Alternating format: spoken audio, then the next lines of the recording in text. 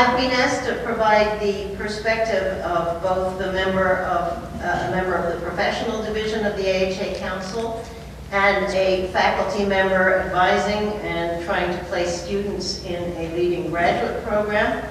And what I'm going to say is a few words first about the responsibility of professors recruiting graduate students into the profession and of students themselves making that decision.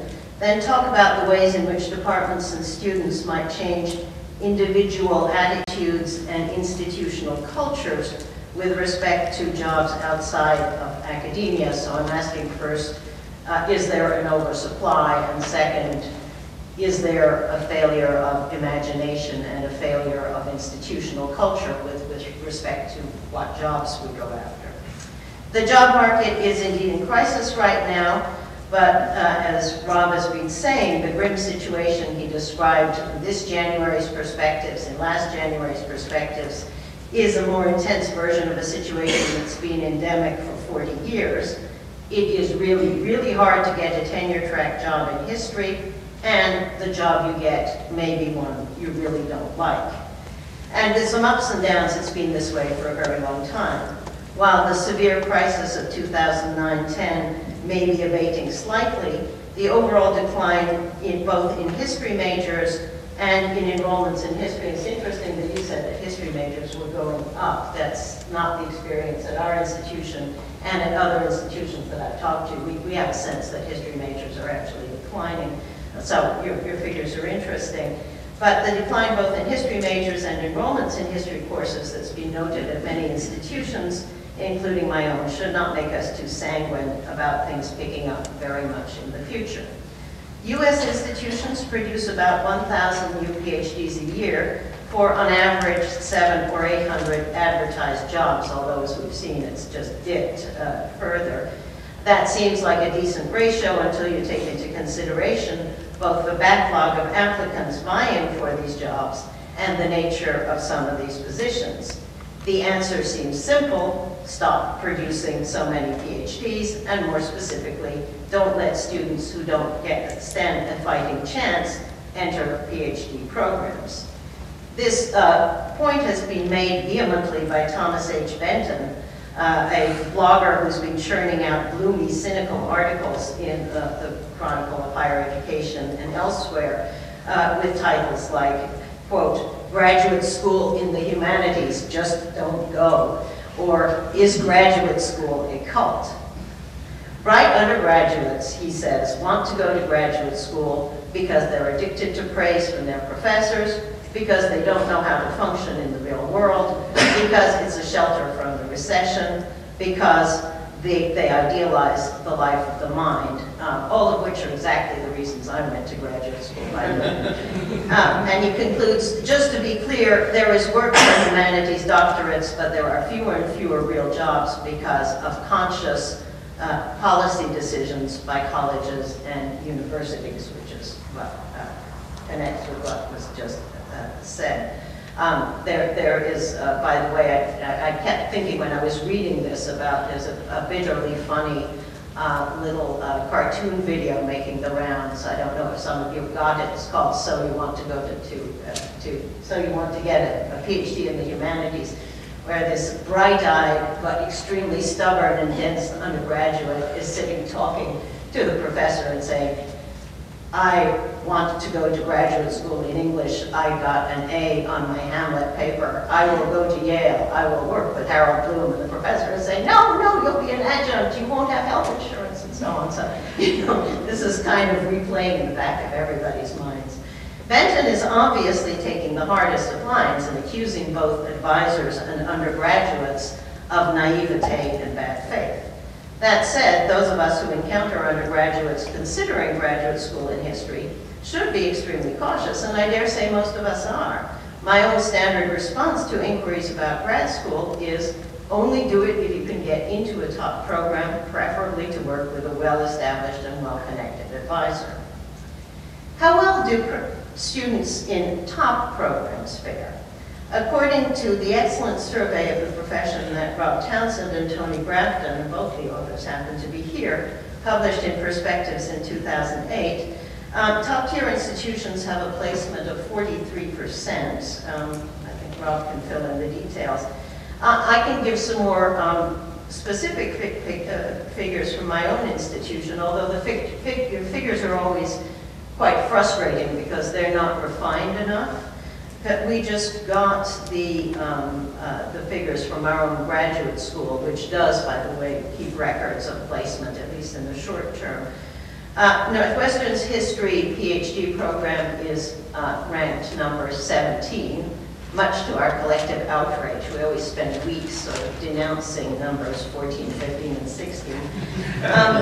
Over the last 10 years, we had 82 PhDs. 79% got, quote, teaching, research, and administrative positions at a university or a college. 79% of the people who finished, obviously. 10% are currently in postdocs, 4% went into government, and 7% other. Now, it's not clear what proportion of the 79% in university positions are adjuncts or otherwise partially employed. And of course, the numbers can't convey the anxiety of the job market, the emotional toll taken by waves of rejection messages, the years in uncertain employment, and the problem of an exploitative job or a place you hate living in.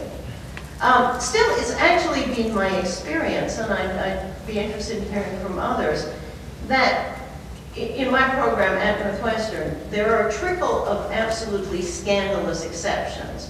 But by and large, people who finish in a reasonable amount of time and go on the national job market for 2 or 3 years almost always get jobs.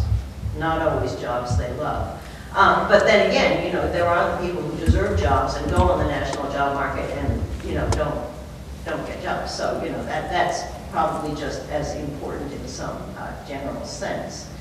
So, but I'm saying that we do have quite good placement, and we're number 17 on the food chain, technically. So top institutions do a reasonably good job, if far from perfect, of placing their students. But the odds are much worse lower down in the rankings, where at the bottom, according to this, I think the figures from your article, only 24% their students in teaching jobs. That's not to say, and Rob made a very interesting point that is also made in the article that he wrote with Tony Grafton, that the solution isn't simply to say, well, let's be elitist and, you know, just train in a certain number of institutions, because in fact the job market is very differentiated, and institutions that are in the bottom quartile tend to train a different sort of student and place them well in a different sort of market, so that the picture of what's going on is quite complex. And in fact, from the graph that you published in this January's perspectives, it seems like the people doing worse are in fact the people in the middle brackets of graduate schools. I don't know if that's an overstatement, but it certainly seemed that way. That said, there are many more qualified applicants than jobs out there, and the question I want to put on the table is what can be done about oversupply, if there is oversupply, and whose responsibility is it? Is it unethical for undergraduate advisors to support any but the most superbly qualified students from applying to graduate school? What incentives to institutions as a whole and departments in particular, what incentives do they have to reduce their graduate cohorts? Should graduate recruitment committees and departments refuse to compromise on qualifications, even when they need graduate bodies to keep their larger courses afloat and maintain their status at the institution? Finally, are undergraduates themselves or young MA students sufficiently mature, well-informed, or well-advised to understand the nature of what they're getting into when they enter a history PhD program and the risks? Is it their responsibility as well?